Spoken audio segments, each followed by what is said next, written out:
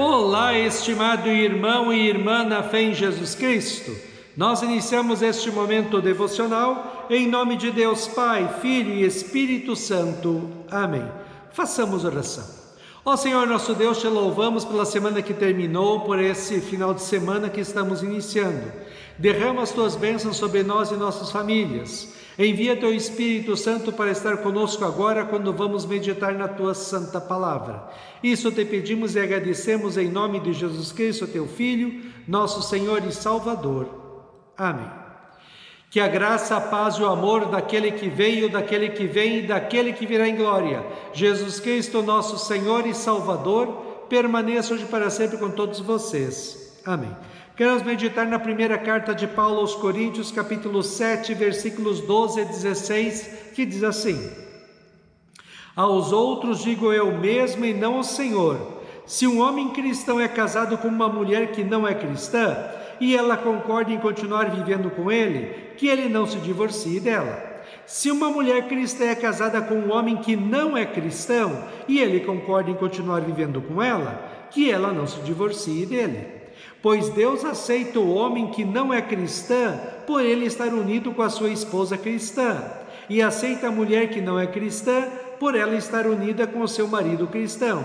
Se não fosse assim, os filhos deles não pertenceriam a Deus, mas sendo assim eles pertencem.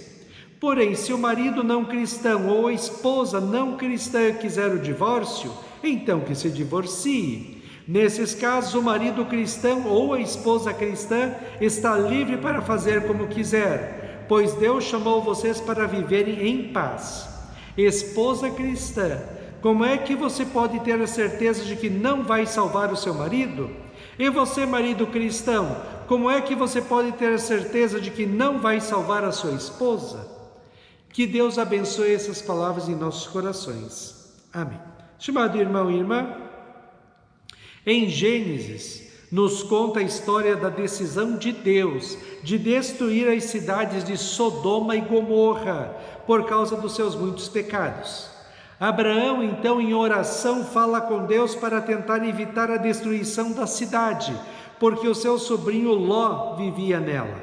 Abraão pergunta a Deus: Senhor, se existirem na cidade 50 pessoas que confiam em Ti e vivem uma vida correta, o Senhor destruirá os 50 junto com a cidade? Deus disse que não, Ele salvaria a cidade por amor aos 50.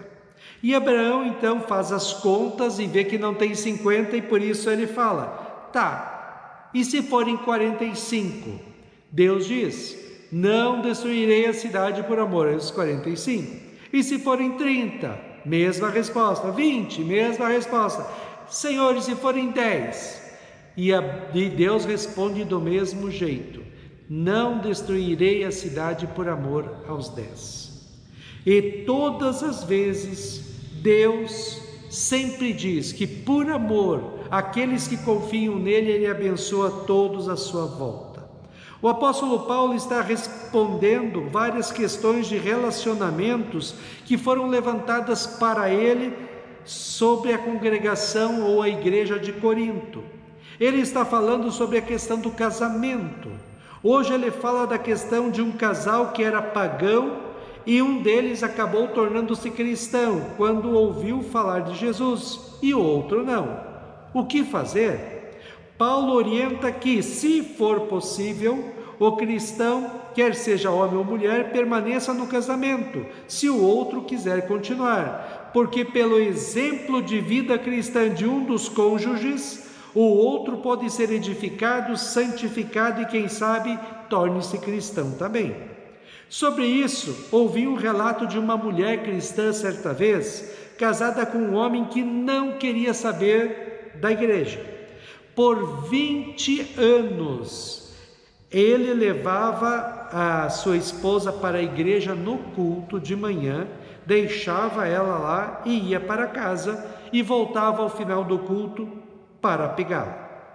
Mas ela continuou fiel a Deus e participando dos cultos, até que um dia, depois de 20 anos, ele resolveu entrar na igreja e participar do culto. O resultado é que este homem tornou-se um cristão muito dedicado na igreja. Jesus Cristo, Filho de Deus, que veio ao mundo para salvar todos os seres humanos do pecado, do diabo e do inferno, com o seu sofrimento e morte na cruz, pode transformar a vida de qualquer pessoa, mas é do jeito dele e não do nosso. É no tempo dele e não no nosso. O que cabe a nós cristãos é continuarmos firmes na fé, vivendo como cristãos e testemunhando a nossa fé para as pessoas, começando pela nossa própria família. Isso vale para os nossos amigos, companheiros de trabalho e estudo e todas as pessoas que encontrarmos. Nós somos a luz que brilha para essas pessoas, mostrando que Jesus Cristo é o caminho, a verdade e a vida, somente a salvação pela fé nele. Onde existe um cristão, todos à sua volta são abençoados por Deus. Mas é necessário que nós cristãos sejamos exemplos de pessoas que reconhecem o amor e a presença de Deus em nossas vidas, que amam a Deus, sua palavra, oração e igreja em primeiro lugar e como as coisas mais importantes. Sejamos agradecidos sempre por tudo que somos e temos e confiemos que o nosso Senhor é o nosso bom pastor e nada nos faltará. Paulo, por outro lado, diz que se o outro que não é cristão, como era o caso de muitos em Corinto, não quisessem continuar o casamento por causa da fé, então que o cristão deixasse ele ir embora, porque não adiantava ficar com alguém que vai trazer sofrimento para a pessoa. O mais importante é o que Paulo diz no versículo 15: Deus chamou vocês para viverem em paz. Lembremos que vivemos em um mundo passageiro e que a nossa vida verdadeira está depois da morte lá no céu. Aqui precisamos procurar viver em paz e harmonia com tudo e com todos, começando no casamento, na família e na sociedade. Que nossas atitudes sejam sempre visando a paz, o amor e a solidariedade entre as pessoas. Que as nossas atitudes edifiquem e santifiquem os nossos cônjuges, os nossos filhos, amigos e as pessoas que convivem conosco. Lembremos que o nosso Senhor e Salvador Jesus Cristo sofreu e morreu na cruz para nos salvar e nos dar uma nova vida.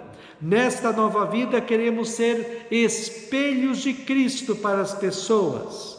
Que possamos ser conhecidos como pessoas que têm 3 qualidades que são básicas em todos os cristãos: a fé, a esperança e o amor.